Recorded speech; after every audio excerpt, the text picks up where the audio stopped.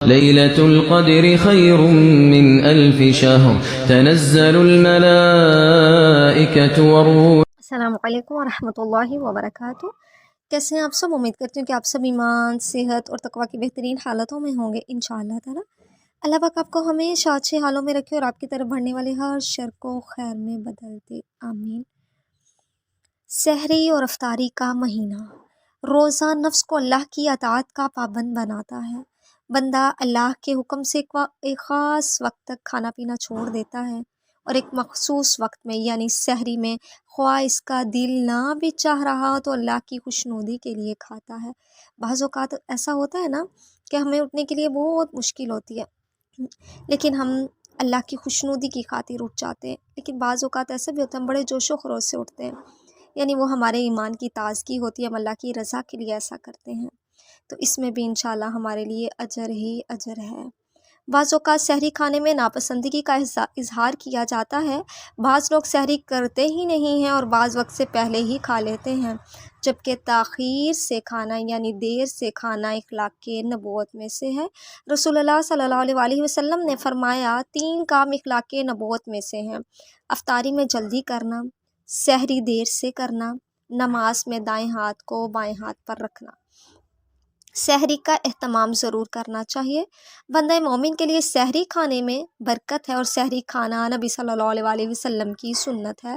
رسول اللہ صلی اللہ علیہ وسلم نے فرمایا سحری کھاؤ کیونکہ سحری کھانے میں برکت ہے۔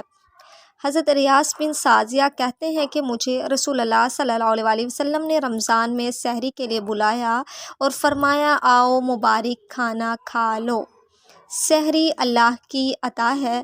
عبداللہ بن حارث نبی صلی اللہ علیہ وسلم کے ایک صحابی سے روایت کرتے ہیں کہ ایک شخص نبی صلی اللہ علیہ وسلم کی خدمت میں حاضر ہوا جب آپ صلی اللہ علیہ وسلم سحری کھا رہے تھے۔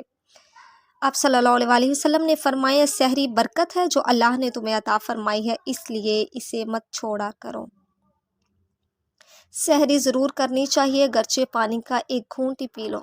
رسول اللہ صلی اللہ علیہ وسلم نے فرمایا سحری کھانا باعث برکت ہے، اس لیے اسے ترک نہ کیا کرو، خواہ پانی کا ایک گھونٹ ہی پی لیا کرو۔ سحری کھانے والوں پر رحمتیں نازل ہوتی ہیں۔ حضرت ابن عمر رضی اللہ تعالیٰ عنہ سے روایت ہے رسول اللہ صلی اللہ علیہ وسلم نے فرمایا یقیناً اللہ اور اس کے فرشتے سحری کھانے والوں پر درود بھیجتے ہیں، یعنی اللہ کی طرف سے ان پر رحمتیں اور برکتیں نازل ہوتی ہیں اور فرشتے ان کے لیے رحمت و مغفرت کی دعائیں کرتے ہیں۔ کھجور بہترین سحری ہے۔ رسول اللہ صلی اللہ علیہ وسلم نے فرمایا کھجور مومن کی بہترین سحری ہے۔ سحری میں متوازن غذا استعمال کریں تاکہ دن بھر تر و تازہ رہیں اور صحیح طور پر فرائض اور دیگر عبادتوں کو ادا کر سکیں۔ افطاری کا وقت خوشی کا وقت ہوتا ہے۔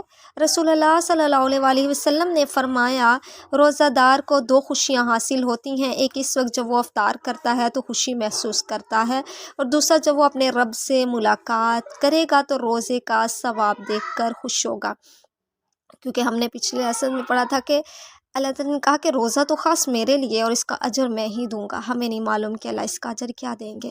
تو پھر قیامت کے دن کیا ہے کہ جب وہ اپنے رب سے ملاقات کرے گا کہ روزے کا ثواب دیکھ کر وہ بہت خوش ہوگا۔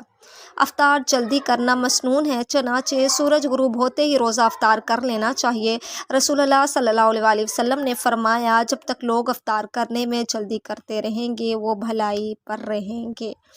رسول اللہ صلی اللہ علیہ وسلم نے فرمایا جب تم میں سے کسی نے روزہ رکھا ہو تو اسے چاہیے کہ وہ کھجور سے افطار کرے، اگر کھجور نہ پائے تو پانی سے افطار کرے، بلا شبہ پانی پاک کرنے والا ہے۔ اگر آپ کے پاس کھجوریں ہیں تو لازمی کوشش کرنی ہے انشاءاللہ کہ روزہ کھجوروں ہی سے کھولنا ہے۔ افطاری کروانے والے کا اجر۔ رسول اللہ صلی اللہ علیہ وسلم نے فرمایا جس نے روزہ دار کو روزہ افطار کروایا اسے بھی اس کا اتنا ہی اجر ملے گا جتنا روزہ دار کے لیے ہوگا، اور روزہ دار کے اجر میں سے بھی کوئی چیز کم نہ کی جائے گی۔ اس میں کرنے کے کام کیا ہیں؟ آپ لوگوں نے کیا کرنا ہے؟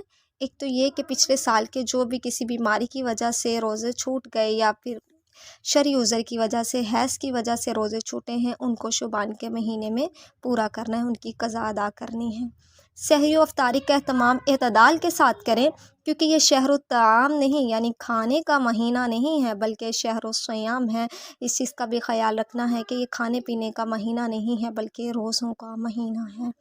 بہت مرغن غذاؤں اور پیٹ بھر کر کھانے سے پرہیز کریں تاکہ جسم میں سستی پیدا نہ ہو۔ بچا ہوا کھانا ضائع نہ کریں بلکہ کسی ضرورت مند کو دے دیں۔ افطار کی دعا یاد کریں گے آج۔